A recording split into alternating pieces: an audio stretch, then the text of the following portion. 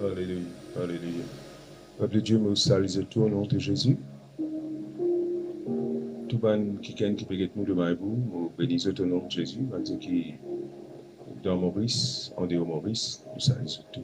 Vous pouvez continuer ce matin avec nous l'étude de Éphésiens. Nous avons fait 1, 2, 3. Aujourd'hui, nous pouvons faire 4 et nous continuons. Alléluia.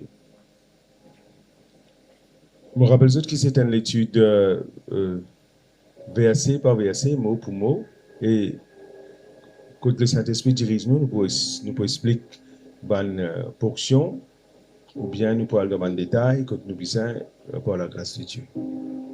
En lui, Dieu nous a élus avant la fondation du monde, pour que nous soyons saints, irrépréhensibles devant lui. Ça veut dire nous trouver qu'il a, c'est pas sa élection qui nous est là, c'est parce qu'il est là, c'est avant la fondation du monde. Ça veut dire quand il dit qu'au Genèse, avant Genèse, bon Dieu, tu finis les nous. Qui nous était, il dit nous soyons saints. Je sais que ce mot saint là veut dire nous, à part en Christ, irrépréhensibles devant lui. Ça veut dire devant bon Dieu, vous pouvez trouver la faute, vous pouvez trouver une erreur ou pas bon, mais menti ça. Tu s'entasse toi. Bon Dieu, que toi, pareillement, il peut être Jésus. Nous ayons prédestinés dans son amour à être son enfant d'adoption par Jésus-Christ selon le bon plaisir de sa volonté. Prédestiné, ça veut dire que tu as un destin. Et ça destin-là, parce que là, pour faire ça, avant, il finit faire ton destin. Quand il est lié à toi avant la fondation du monde, il finit prédestine-toi. Ça veut dire qu'il y a un destin. Et dans Jérémie 29, verset 11, il dit comme ça, tu connais, tu as un grand avenir de paix. Ça veut dire, pas penser, quand tu vis en Christ, ça c'était là. Tu as un destin, tu peux briller, toi. Tu n'as pas qu'à un petit destin. Tu as un grand destin. Parce que c'est un bon Dieu qui fait ça là, il est grand. Prédestiné dans son amour à être son enfant d'adoption par Jésus-Christ. Ça mot adopté là veut dire, n'est pas façon adoptée qui nous est dit dans l'époque là, non. Ça veut dire, comment vous dites ça? Il met toi dans sa famille. Il donne toi son nom, il donne toi son héritage. Tu deviens un enfant de la maison. Et dans l'épître d'Éphésiens, nous trouvons ça, terme-là, redit encore. Selon le bon plaisir de sa volonté. Ça veut dire, c'est volonté, bon Dieu, ça, pour faire un destin là pour toi, pour lier à toi. Ça veut dire, quand il peut appeler toi, quand il est lié à toi, quand il fait ça destin là, le bon plaisir, bon Dieu prend plaisir quand il fait ça. Alléluia, verset 6. À la louange de la gloire de sa grâce qui t'a accordé en son bien-aimé. Ça veut dire, de la vie, il fait pour la gloire, bon Dieu, toi. Nous la vie en Christ, il fait pour la gloire, bon Dieu, qui nous a accordé en son bien-aimé. Tu n'es pas mal aimé, tu n'es pas résété. Dis-moi capable de dire qu'il te sauve de toi, je ne suis pas content de toi, c'est pas que tu es, mais bon Dieu, il est content de toi, tu es un bien-aimé de Dieu. En lui, nous avons la rédemption par son sang. La rédemption, c'est un mot, vous allez raconter une histoire pour expliquer ça mot-là. Nous finissons de racheter. Les petits, comment dire, un bazar, il y a un esclave, surtout, il y a un mec, comment dire, qui peut garder tout là, surtout sous ça, esclavage, et puis, un quelqu'un vient acheter ça, esclave là. En gros, il comme ça. Et quand il achète ça, l'esclave là, il log ça, esclave là. Mais esclave là, il suit sa maître qui est un nouveau maître là. Voilà en gros. Esclave là, simplement, cette fois-ci, c'était ce bazar là, c'était Satan lui-même. Et ça, avec qui Bandimouna a enseigné ses péchés, la drogue, tout ça maintenant, tu peux garder. Jésus-Christ, il vient, il rentre dans sa bazar là, il paye le prix avec ce sang, et il a acheté nous, et il libère nous. Et maintenant, en reconnaissant, nous pouvons servir. Je veux dire, en lui, nous avons la rédemption par son sang. La rémission des péchés. Rémission veut dire fini de péché, il est effacé, il n'est plus existé. Selon la richesse de la grâce. Ce qui est intéressant, c'est un mot richesse qui est servi là. Ce n'est pas spirituel, ça. C'est l'épicoscas. Ça veut dire que tu vis riche. La grâce, bon Dieu, vient t'avoir riche. Ça fait un moment, un verset dans 2 Corinthiens 8, 9, de dire comme ça. Vous connaissez la grâce de Dieu. Jésus-Christ, il devenait pauvre afin qu'il soit riche. Ça veut dire par la grâce de Dieu, tu vis riche. Il dit, Dieu fin répand ça la grâce là abondamment. Ça veut dire, il pas tic-tiqué en toute espèce de sagesse et d'intelligence. Là, moi, j'ai envie d'expliquer ça des mots là qui quand il traduit, il dit sagesse, intelligence, et la version, il dit prudence. Il dit Dieu fin répand abondamment sur toi. Ça veut dire, premièrement, nous trouvons ici la richesse de la grâce, et puis, dans les versets 8, il dit Dieu fin répand abondamment. Ça veut dire, tu as une abondance de sagesse et d'intelligence. Tous les deux sont aussi dans autres racines, sagesse, même ça. Ce premier-là, première sagesse qu'il dit là, c'est Sophia, son nom. Avec deuxième là, c'est Phrénésis. Bon, c'est ça en grec là. Ça, Sophia là, c'est. Je te rappelle Salomon, un roi 10. Un roi 10, verset. Laisse-nous guetter ça pour nous comprendre, pour nous expliquer ça plus facilement. Un roi 10, le verset. Voilà. Sa sagesse là, c'est. Il trouve dans. Il trouve une petite chose. Il trouve une réponse. Il comprend toute une théorie. Il comprend toute une question. Qu'est-ce qu'il dit là?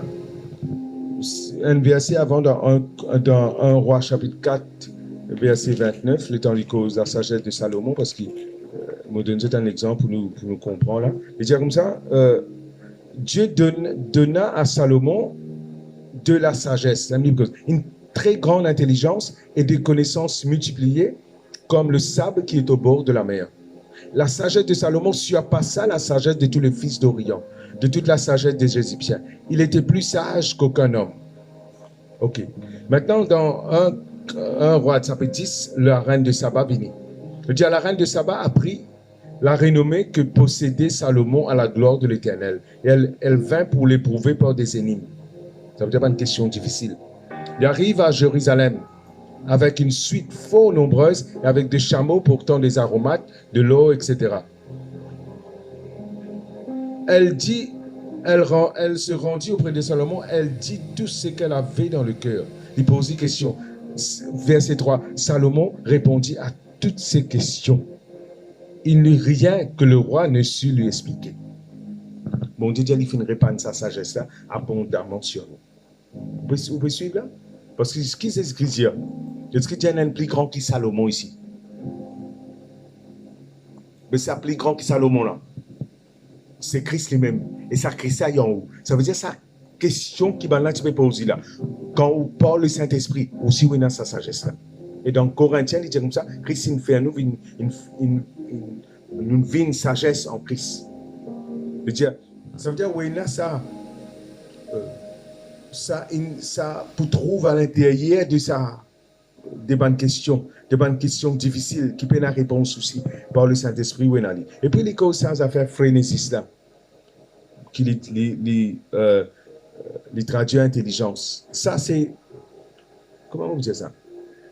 Tu connais que tu as besoin d'aller, tu connais qui tu as besoin de faire, tu connais qui du monde tu as besoin de rencontrer.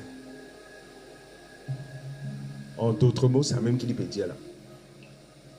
On déjà arrive dans une place, où tu besoin d'une place, on peut dire non, on parle de la place là. Moi, je donne la place. On peut pas connaître qui fait opérer là-bas. On est tout dirigé. Ça, sagesse, il y a une force qui pousse toi pour faire quelque chose qui besoin faire, dans l'air qui besoin faire, pour joindre du monde qui besoin du monde. Recevoir ça au nom de Jésus-Christ de Nazareth.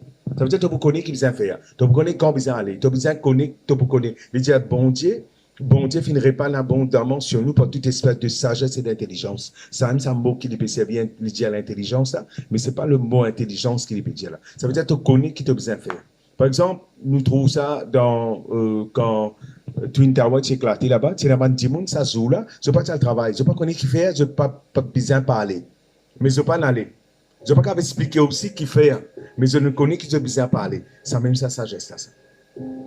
Et des fois, on va aller, par exemple, mettre quelque chose devant vous là, première fois, on trouve ça. Tu dois choisir, sa sagesse qui est là, sa frénésis là, ça la force là, pour faire choisir ce qui est meilleur là. Bon Dieu finit répandre ça en nous.